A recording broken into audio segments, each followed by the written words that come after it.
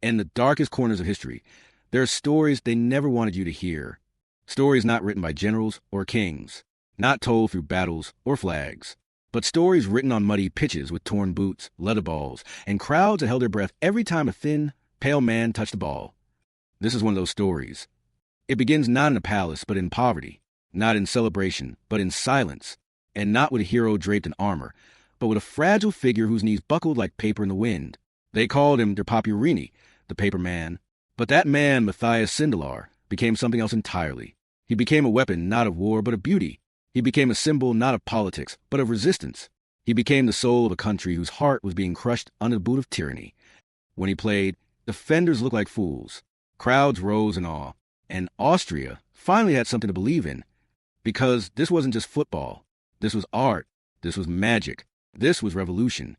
Born in 1903 in a crumbling empire, Austria-Hungary, Sindelar came from nothing, the son of a blacksmith, a Czech-speaking family, immigrants, poor, forgotten, the kind of child history never bothers to remember.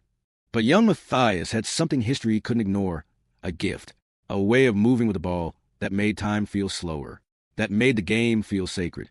He didn't run past offenders. He slipped through them. He didn't shoot. He painted goals like a brush on canvas. He played with such intelligence, such grace, that the game itself bent around him. Soon, the streets of Favorten gave way to packed stadiums. Fans called him the Mozart of Football. The leader of Austria's wonder team, a squad that toured through Europe in the early 1930s with style of football decades ahead of its time. They weren't just winning. They were redefining the game. But history has a cruel way of silencing joy. As Sindelar soared on the pitch, fascism rose in the streets. By 1938, Hitler annexed Austria in what became known as the Anschluss. The swastika now flew over Vienna. Austria was no longer a country, and its national team erased. The Nazi regime ordered the players, Austria's finest, to join the German team, to play under the Reich, to salute. Sindelar was 35, past his prime, but more dangerous than ever, because when the Nazis told him to kneel, he stayed standing. The Nazi regime staged one last match, Austria versus Germany, a friendly, a political charade. But Matthias Sindelar turned it into a rebellion. He scored. He celebrated right in front of the Nazi officials watching from the stands, smiling, defiant, unafraid. A silent statement that echoed louder than any anthem. A final act of resistance from a man who knew what was coming. Less than a year later, he was dead. January 1939. Matthias Sindelar and his girlfriend were found lifeless in their Vienna apartment. Cause of death? Carbon monoxide poisoning. Was it suicide, an accident, or was it murder? No one could prove anything. But everyone whispered the same name, Hitler. Tens of thousands lined the streets for his funeral, not just to mourn a footballer, but to bury a piece of Austria's soul. They killed his country. They may have killed him, but they could never kill what he stood for. A frail man with a ball at his feet, who became the last man standing against a storm that swallowed nations. Studio microphone. Before we dive deeper, let me ask you, was Sindelar's death an accident, or was he silenced by a regime afraid of footballers' quiet defiance? Comment below. Tell us what you believe. And if you're just discovering this story for the first time, hit that like button, subscribe, and stay with us. Because what comes next will shake you. To understand greatness, you must first understand struggle. Matthias Sindelar was born on February 10th, 1903, in Kozlov, a small village in Moravia, then part of the Austro-Hungarian Empire, now in the Czech Republic. He was born into hardship. His family were working-class Czechs, foreigners in the eyes of many Austrians. Poor, overlooked, dispensable. His father was a blacksmith, tough, disciplined, and barely scraping by. But when war came, like it always did, his father was drafted to fight in the First World War and never returned. Matthias was only 12. Widowed and desperate, his mother packed up their few belongings and moved her children to the working-class district of Favorten in Vienna. There, they found themselves cramped in cold tenement housing, packed with other immigrants, factory workers, and war widows. There was no playground, no green fields, just alleyways, cobblestones, and football. And that's where it began. In the narrow, dusty streets of Vienna, young Matthias discovered his freedom. The ball became his companion. The street became his stadium. And the game became his escape. It didn't take long for people to notice. He didn't just play, he danced. He didn't need strength. He had vision. He could see patterns before they formed, anticipate moves like a chess grandmaster. A touch here, a flick there, and defenders were left grasping at shadows. At 15, he joined a local club, Hertha Vienna. But even then, he stood out, skinny, delicate, almost ghost-like. Teammates wondered if he could survive the physicality of the game. What they didn't know was that Matthias Sindelar didn't need to fight through defenders. He simply vanished past them. By 1924, his talent had outgrown Hertha.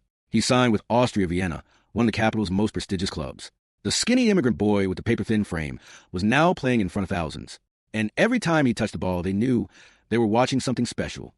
But even as he rose through the ranks, he never forgot where he came from. He still walked the same streets, spoke with the same humility, and played like he was still trying to outrun something.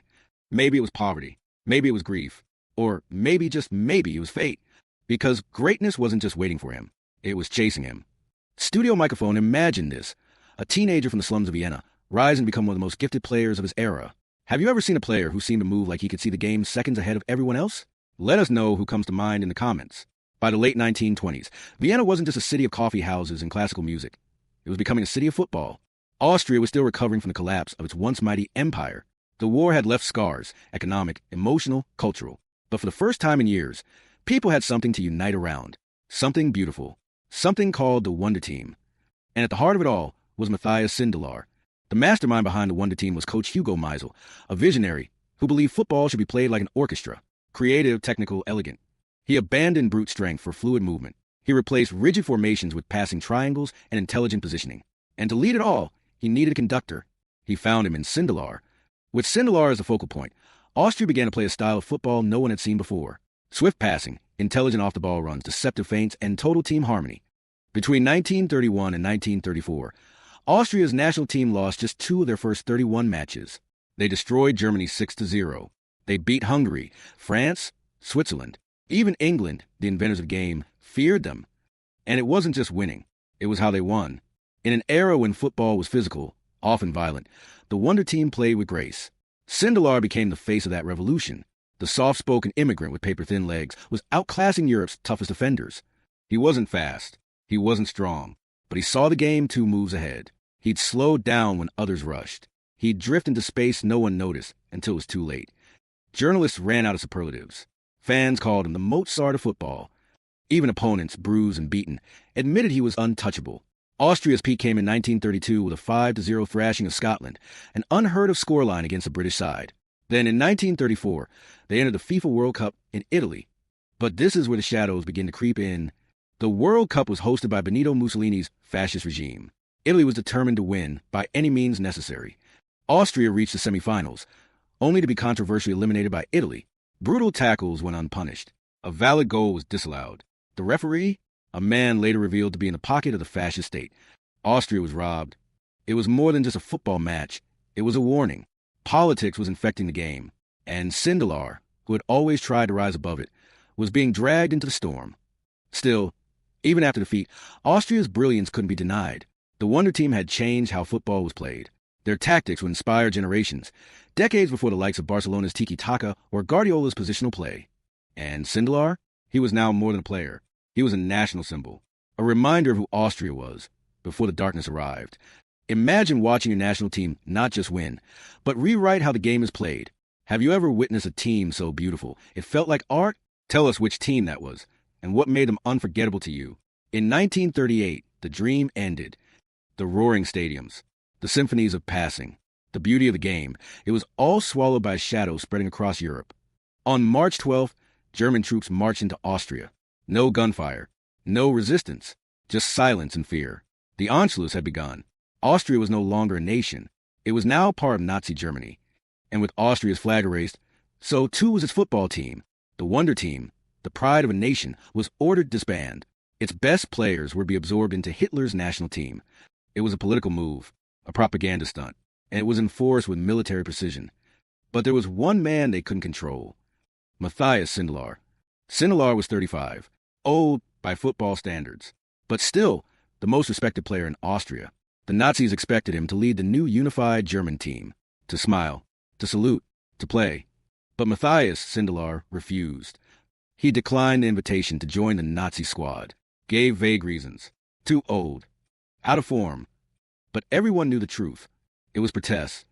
A silent, dangerous protest. Then came the farewell match, April 3rd, 1938, a fake friendly. Austria versus Germany. The final appearance of the Austrian national team before its death. The Nazi regime wanted a stage event, a draw, a photo op, something neat, controlled. But what they got was rebellion. Matthias Sindelar, defiant to the end, played with fire in his feet. He danced through defenders, toyed with the Germans. Then he scored. A beautiful goal. and he celebrated right in front of the Nazi dignitaries. Smiling, mocking, no salute, just a raised chin. Minutes later, Austria scored again. They won 2-0. Sindelar's message was clear. You may take my country, but you'll never take my pride. That was the last time Matthias Sindelar ever played for his country. He would never play again. In the month that followed, Sindelar refused to play for Germany. He rejected every invitation, citing health reasons and injuries. The truth? He couldn't play for a regime he despised. He even bought a cafe in Vienna, rumored to be a quiet meeting place for anti-Nazi thinkers and Jewish friends, people who were now disappearing from society. He had made himself a target. And in Nazi Germany, targets didn't last long. Imagine standing in front of the most powerful fascist regime in the world and saying no. Not with a weapon, but with a goal. Would you have had the courage Sindelar showed that day? Let us know in the comment. On January 23rd, 1939, Austria woke to a nightmare. Matthias Sindelar, the Mozart of football, the symbol of a nation that no longer existed, was dead. He was just 35. He was found in his apartment in Vienna, along with his Italian girlfriend, Camilla Castagnola.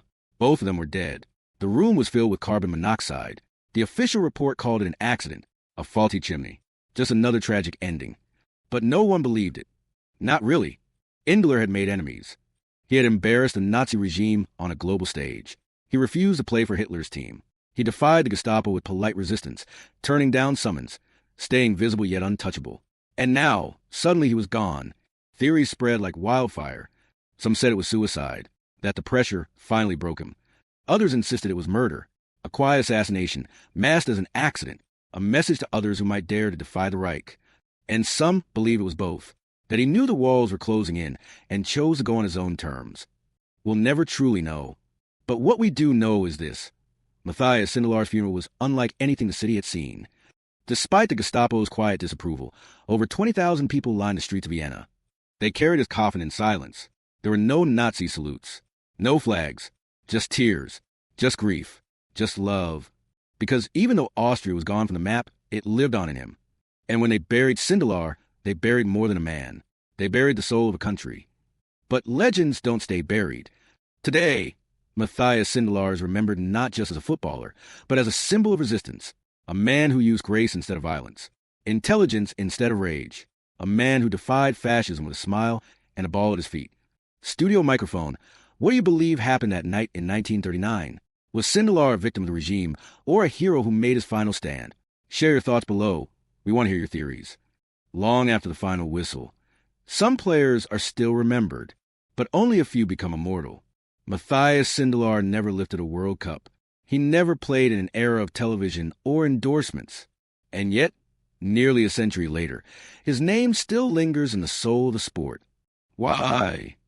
Because Sindelar wasn't just a player. He was an artist, a revolutionary, a quiet rebel. On the pitch, he changed the game forever. His movement, his intelligence, his refusal to rely on brute strength, these things laid the foundation for what we now call modern football. Decades before Cruyff or Messi or Iniesta, Sindelar was already showing the world that beauty and brains could outplay power. His refusal to play for the Nazis didn't just make headlines, it made history. He became one of the first global symbols of sporting resistance, a man who used his boots to speak truth. In Austria, his legacy is sacred. His name adorns streets, stadiums, and statues. Books have been written. Films have been made. FIFA named him one of the greatest players of the 20th century. But most importantly, every young Austrian who laces up a pair of boots grows up knowing who he was. And outside Austria, his story continues to inspire. Because his life poses a timeless question. What would you do when faced with tyranny? Would you comply quietly, or would you dare to dance in defiance?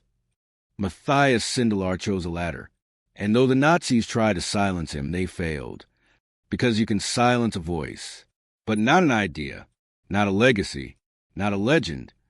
So when you watch the game today, when you see a number 10 glide past offenders, when a player chooses elegance over aggression, or when someone refuses to back down from injustice, remember him. Remember the man they called the paper man, the boy from the slums of Vienna who refused to bow. Movie camera final scene prompt. A slow pull back from Sindelar's grave, overgrown but clean. Fade into young kids playing football near a wall mural of him. His signature appears on screen, Matthias Sindelar, 1903 to 1939. Studio microphone legends aren't born, they're made by their choices. What do you take away from the life of Matthias Sindelar? Leave your thought in the comments. And if this story moved you, don't forget to like, share, and subscribe to keep history alive.